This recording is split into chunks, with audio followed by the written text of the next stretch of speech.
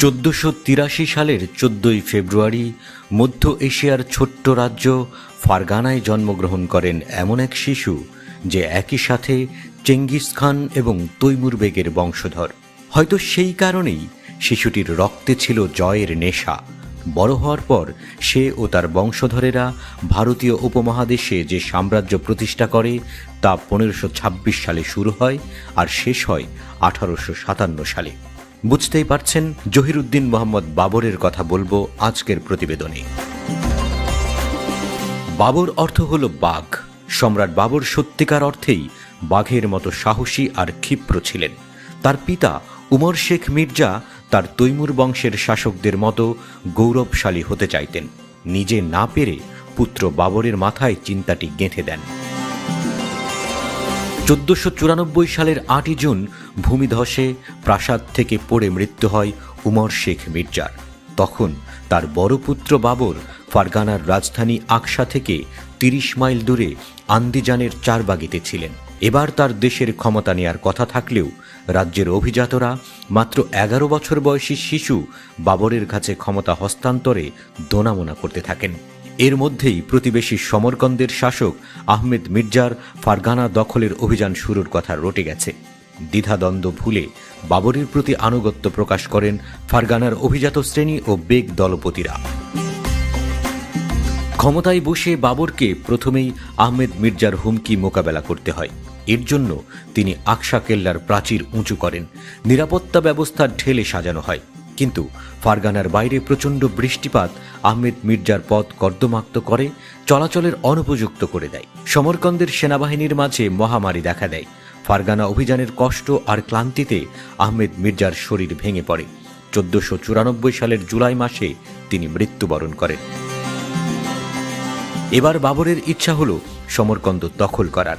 13 বছর বয়সে সমরকন্দ অভিযানে গিয়েও খাদ্যাভাব আর শীতে কাবু হয়ে ফিরে আসতে হয় তাকে।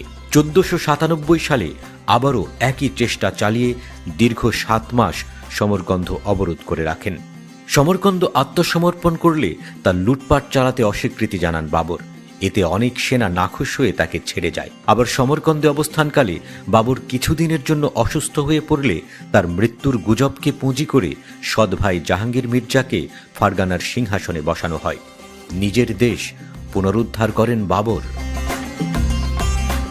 বাদশাহ বাবর সবসময় ভারতবর্ষ দখল করতে চাইতেন। নানা চড়াই উতরাই পেরিয়ে 1504 সালে কাবুল জয়ের পর তিনি 1505 সালে সেনাবাহিনী নিয়ে ভারতবর্ষের পথে বেরিয়ে পড়েন।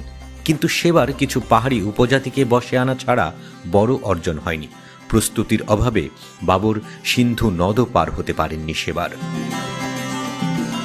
1507 সালের সেপ্টেম্বর মাসে বাবর আবারও ভারতবর্ষ নিয়ে মনোযোগী হন।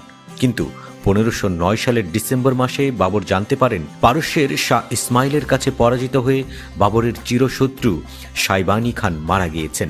পারস্যের শাহ ইসমাইল বাবরকে নিজের পূর্বপুরুষের ভূমি ফিরে পেতে সামরিক সহযোগিতা করতে চান। তখন শক্তিশালী বাবর বুখারা সহ আরও কিছু এলাকা দখল করেন। 1511 সালে তিনি পারস্যের বাহিনীর সহায়তায় আবারও সমরকন্দ দখল করেন। 1519 সালে আবারও ভারতবর্ষের কথা মনে পড়ে তার। এবার তিনি সিন্ধু নদ পার হয়ে যান। 1517 সালে দিল্লি সালতানাতের সিংহাসনে বসেন ইব্রাহিম খান লোদি। কিন্তু আফগানদের বিদ্রোহ তাকে শান্তি দেয়নি। আবার তার অশোভন আচরণেও আফগানরা আরও বেঁকে বসে। সুযোগ কাজে লাগান বাবর। তিনি ভারতবর্ষে পৌঁছালে লোদি বিরোধীরা তাকে সাহায্য করে। প্রতিবার অভিযানে একটু একটু করে এলাকা দখল করে এগিয়েছেন বাবর। 1526 সালের 21 এপ্রিল পানিপথের প্রান্তরে ইব্রাহিম লোদির বিরুদ্ধে যুদ্ধে জয়লাভ করেন বাবর। 1529 সালের 6 মে পাঠান আফগান জোট বাহিনীর বিরুদ্ধে চূড়ান্তভাবে জয় অর্জন করেন সম্রাট বাবর। হিন্দুস্তানে শুরু হয় মুঘল অধ্যায়।